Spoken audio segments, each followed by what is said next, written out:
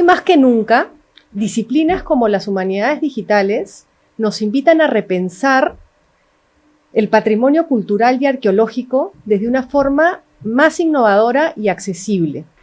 En este episodio, Modo UP, exploraremos justamente aquellas experiencias creadas con el objetivo de hacer accesible y aterrizar estos grandes contenidos arqueológicos en museos.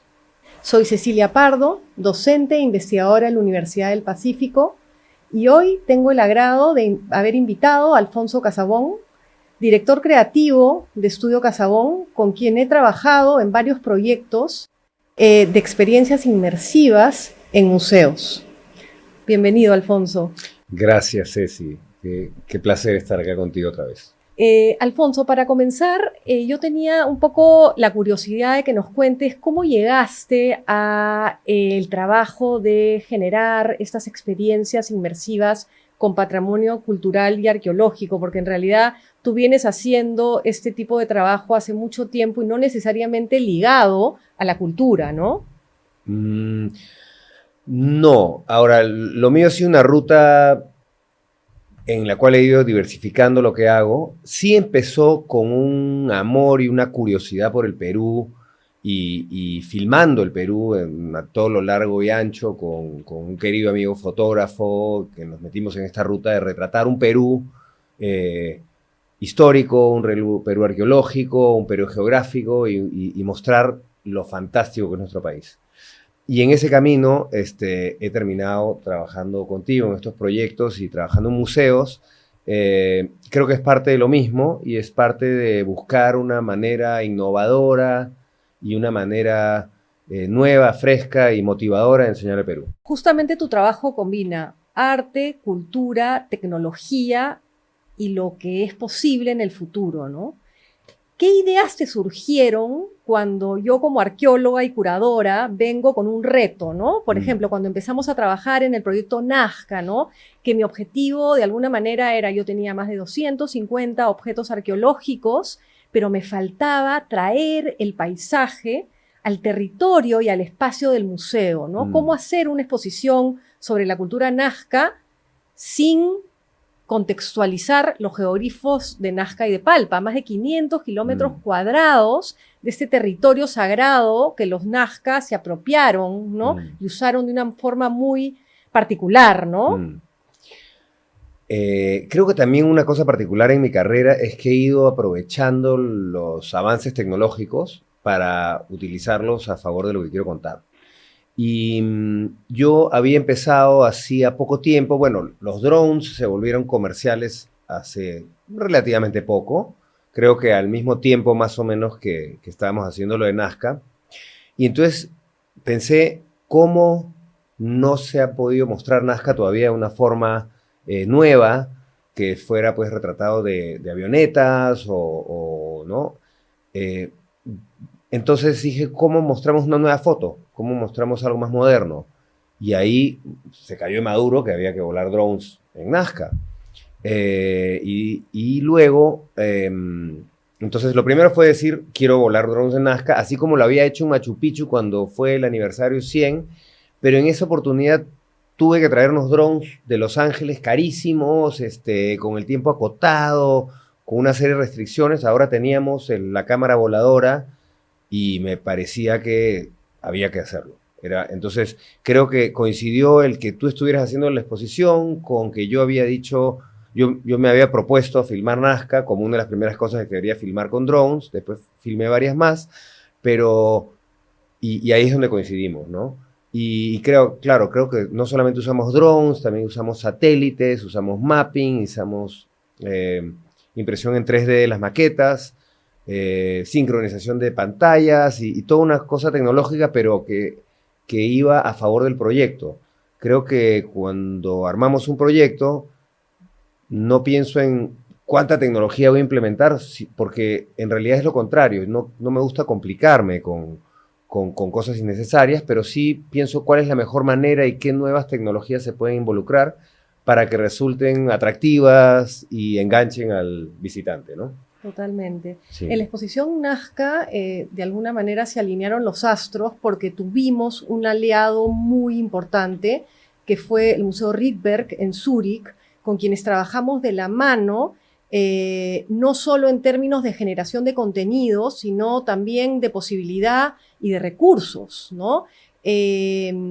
Entonces, de alguna manera, cómo la tecnología contribuye a complementar y enriquecer la narrativa del curador, del arqueólogo que quiere contar y contarle la historia sobre las últimas investigaciones sobre esta gran cultura y cómo la tecnología nos puede ayudar.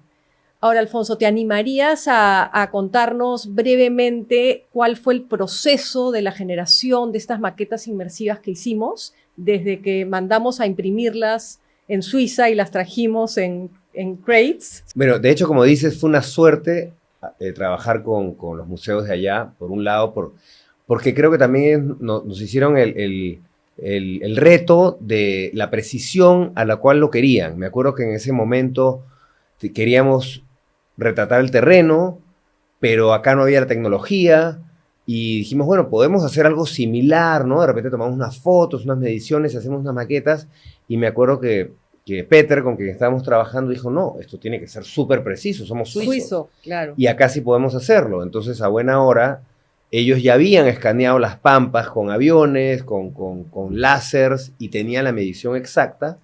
Entonces, felizmente ellos se encargaron de hacer eso, ¿no? El proceso fue bien interesante porque te acordarás que ubicamos los cuadrantes en Google Earth en los cuales habían mayores líneas en Palpa y mayores líneas en Nazca. Entonces nos basamos en eso porque, claro, en Nazca y en Palpa hay muchísimos geoglifos y se siguen descubriendo, pero esos eran, digamos, los más conocidos y los más valiosos. Entonces, con esos cuadrantes, que son los mismos que usó Peter para imprimir la maqueta, fuimos al CONIDA, al Instituto de Satélites acá, y le dijimos, mira, necesito tomar una foto aérea de estos cuadrantes de Palpa y de Nazca. Para mí fue un lujo poder ir a pedir que el satélite de Perú nos tome una foto. Siempre me río diciendo, esa es la cámara más grande con que he trabajado, ¿no? Y entonces, en repetidas veces, porque el cielo del Perú es nublado, tomamos esa foto hasta que se logró. Y después, por medio del mapping, hicimos el video mapping, que es básicamente donde cuadras un video en la estructura donde estés proyectando, ¿no? con puntos que adaptan la imagen. Cuadramos esa imagen con la maqueta. Y con unos cuantos ajustes se veía fantástico, porque ahora esa foto tenía relieve, ¿no? Y en esa foto ubicamos las principales líneas. Entonces, mientras tenías dos planos, uno iba enseñando este mapa, que además le pusimos nubes, entonces una especie de mapa vivo, iba marcando los puntos donde están las líneas, y en paralelo, en varios viajes, fuimos y filmamos las líneas, cada una de las líneas, creo que eran 20 y tantas líneas por lugar, geoglifos en realidad, y líneas, y hacíamos que coincidieran, que se sincronizara el mapa que marcaba la línea con el segundo plano, que era la proyección de los videos de drone, donde brevemente mostrábamos cada una de las líneas.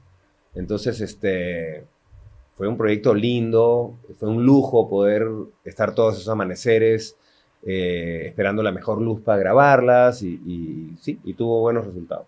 Pero ahora quisiera hablar de iniciativas más globales. Tú alguna vez me has hablado de este colectivo de especialistas, me parece que es en Japón, Sí. Que se hacen llamar Team Lab y que Sí. son los grandes expertos de experiencias inmersivas. ¿Cuál es la proyección? ¿Qué tan alejados estamos? ¿Qué posibilidades hay de empezar a explorar algo así en el Perú o no? ¿Hace falta recursos? ¿Hace falta hardware? ¿Hace falta capacidades? Creo que hace falta principalmente ganas. ¿Ya? Porque creo que, a ver, respondiendo a tu pregunta, Team Lab son unos monstruos. Hace un par de años estuve en Japón, buscamos una cita con ellos para conocerlo y son una compañía de 1,000 empleados en un edificio de 6 pisos y tienen desde diseñadores, arquitectos, la gente que escribe código, investigadores, animadores, diseñadores. Entonces tienen todo el equipo completo de lo mejor del mundo ahí. Son gente además que cree en la colaboración en el sitio. Había ido post pandemia y todo el mundo regresó ahí porque la experiencia se pierde haciéndolo online, porque hay mucha experimentación en el camino. Entonces, digamos que ese es el lugar más avanzado que existe de este tipo de cosas, o uno de los equipos más avanzados, ¿no? Pero yo creo que se pueden empezar a hacer cosas. O sea, se puede empezar a buscar, por ejemplo, de lo más bonito que tienen ellos es la interacción, donde el espectador es parte de la experiencia y cosas desde dibujar algo y escanearlo y que de pronto aparece en la pantalla o que tú toques algo y se refleje, o que puedas elegir escenarios, o que puedas elegir qué información quieres recibir. Esas son cosas que no son tan complicadas, ya las hacemos en un iPad o en un teléfono y es cuestión de traducirlas al lenguaje de museográfico, ¿no? Sí se necesitan más recursos, se necesitan recursos de investigación para llegar a eso, que creo que acá no los tenemos, pero se pueden extrapolar de otras cosas, ¿no? Estoy seguro que en las universidades ya hay proyectos que involucran interactividad, entonces es cuestión de traer, a veces es cuestión de traer de otros lugares, de otras disciplinas, integrarlos al museo. Entonces, creo que sí hay, creo que se podría ir experimentando.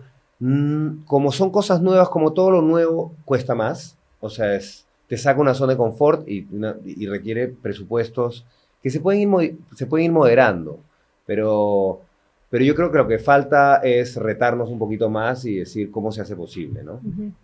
Y buscar la apuesta de los auspiciadores, sí, o quien se encargue de la muestra. Actualmente hay dos referentes de museos que están, digamos, avanzando más rápido que otros en términos de tecnología y generar interacción con sus audiencias, ¿no? Que son el Museo Nacional de Singapur en Asia y el Museo de Cleveland, que están desarrollando activaciones, ¿no? Y lo que tú dices, actividades táctiles, que generar y democratizar la voz curatorial, que es algo tan importante hoy en día, ¿no? Y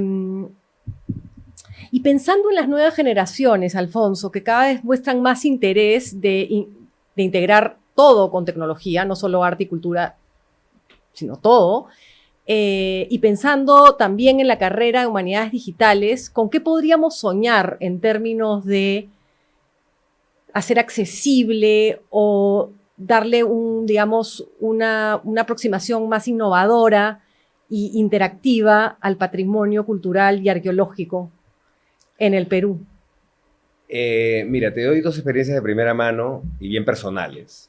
Yo me acuerdo que cuando mi hija tenía 3 años, hace 3 años, le di una revista y hacía así. Quería ver si pasaba algo tocando el papel.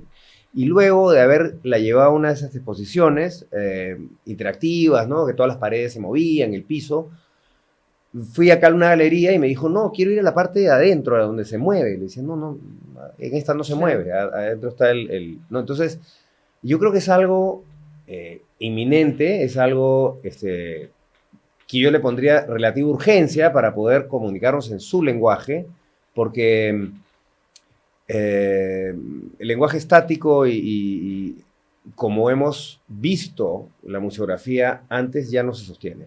O sea, es algo, si vas por el mundo, por lo menos la mitad de lo que ves se mueve, te hablas, escucha, participas. Entonces es relativamente urgente integrar esto acá. Si queremos estar, por lo menos aparecer en el mapa, no aspiremos a ser líderes todavía, siempre se puede, pero es algo relativamente urgente, sobre todo para los museos que reciben visitantes de fuera, que está monstruo ver una tela o un huaco, pero si el huaco de pronto le empieza a hablar, o la tela empieza a decir algo, o contar, o disectarse y explicar las partes de una manera más móvil, o puedes escoger qué ver, ahí estás poniéndote ya al nivel de los museos de las principales ciudades, ¿no? Finalmente, 2 preguntas. 1, ¿qué le dirías a la empresa para sensibilizar y que te financien estos proyectos tan importantes de generar tecnología para hacer que el patrimonio sea más accesible, entendible, comprensible y estudiable, ¿no? Y por otro, ¿qué les recomendarías a los estudiantes, a los potenciales estudiantes de una carrera como Humanidades Digitales? Finalmente, ¿qué les recomendarías a los chicos que están pensando estudiar una carrera como Humanidades Digitales? A las empresas les diría cómo quieren que la gente vea su empresa. ¿Quieren que los vea innovadores y de vanguardia? ¿O quieren, o no, o eso no les interesa?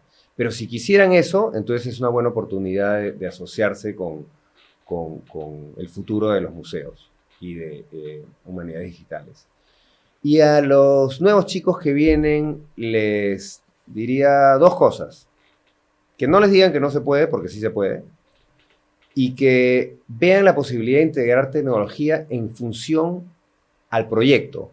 No es tecnología por tecnología, porque cada vez va a haber más tecnología y lo que hay que hacer es ver cuáles son los medios, las tecnologías que están en función y que sirven al proyecto. Entonces, primero tienes que tener claro qué quieres contar y cómo contarlo y después integrar la tecnología.